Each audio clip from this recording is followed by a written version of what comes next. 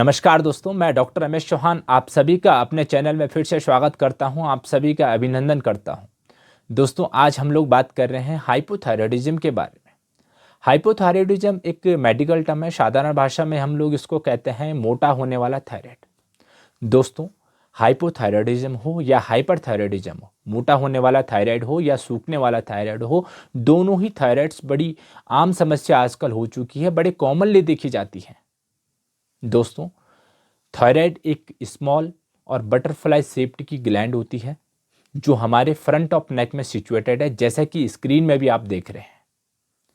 जब हमारी बॉडी को जितना थायराइड हार्मोन की आवश्यकता होती है और ये थायराइड ग्लैंड उतना हार्मोन नहीं बना पाती है, नहीं रिलीज कर पाती है, तो ऐसी कंडीशन को हम लोग कहते हैं हाइपोथायराइडिज्म।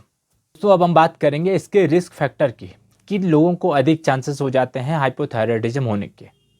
दोस्तों, ऐसे लोग जो गोइटर डिजीज से सफ़र कर रहे हैं, गोइटर यानी घेंगा, जो लोग इस बीमारी से सफ़र कर रहे हैं उनको अधिक चांसेस हो जाते हैं हाइपोथायराइडिज्म होने के।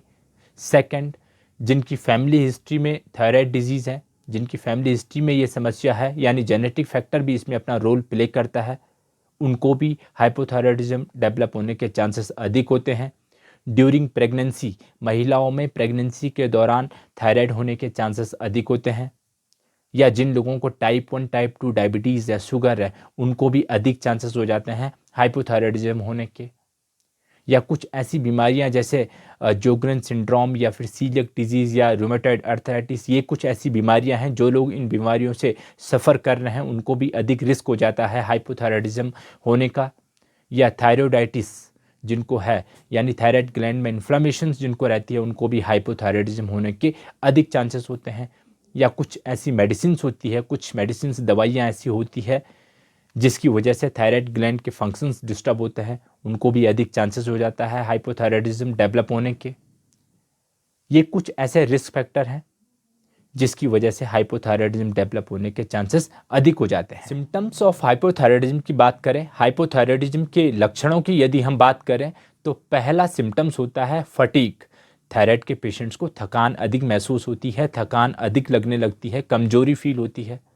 सेकंड सिम्टम्स होता है वेट गेन, यानी ओबेसिटी, धीरे धीरे वजन बढ़ने लगता है।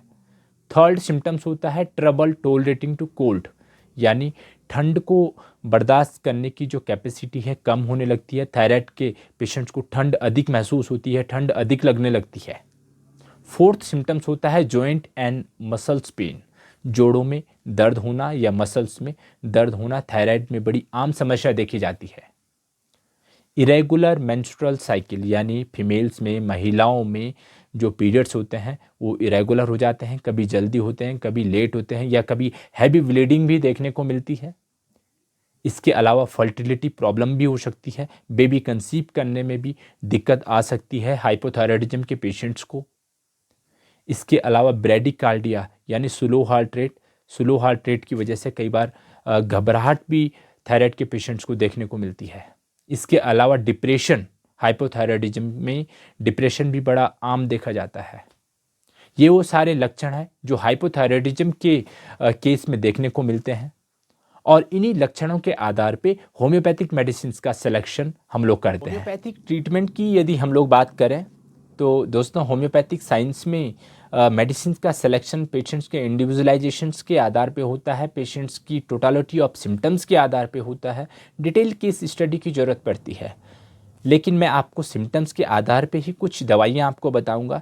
यदि आपको हाइपोथायराइडिज्म के साथ साथ ये परेशानियाँ हैं तो आप इन दवाइयों का सेवन इस्तेमाल आप कर सकते हैं। दोस्तों, यदि आपको अधिक थकान रहती है थायराइड के साथ साथ, आपका वजन भी ज़्यादा है, वेट आपका ज़्यादा है, जॉइंट्स पे और मसल्स पे, जोड़ों पे और मसल्स पे आपको दर्द भी रहता है, तो एक अच्छी मेडिसिन होती है कैलकेरिया कार्ब 30। इस दवाई का सेवन आप सुबह दोपहर शाम 3 बार डेली करेंगे। इसके अलावा यदि आप एक महिला हैं, फीमेल आप हैं, और आपका वेट भी ज़्यादा है, वज़न भी आपका ज़्यादा है, और आपको थकान कमजोरी होती है, महसूस रहती है, आपकी जो पीरियड साइकिल है, मेंसेस जो आपके हैं, कभी आपको जल्दी होते हैं, कभी लेट होते हैं, इरेगुलर पीरियड्स आपके रहते हैं, तो एक और अच्छी मेडिसिन होती है CPR30। इस दवाई का इस्तेमाल भी आप सुबह दोपहर शाम 3 बार डेली करेंगे। इस दवाई को 1 मंथ तक आप 30 पोटेंसी में लेंगे और 1 मंथ बाद आप उसको 200 पावर में लेंगे और सिंगल डोज आप डेली लेंगे। इसके अलावा दोस्तों हाइपोथायराइडिज्म आपको है, साथ में आपको डिप्रेशन भी रहता है, मेंटली आप परेशान रहते हैं, तो एक अदर मेडिसिन होती है नेट्रम म्यूर 200।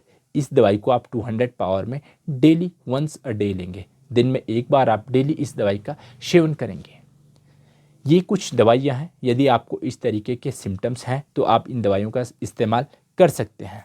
इन दवाइयों का एक अच्छा रिजल्ट मैंने देखा अपनी क्लिनिकल प्रैक्टिस में, तो मुझे लगा आपको शेयर करें। Thank you, thanks a lot.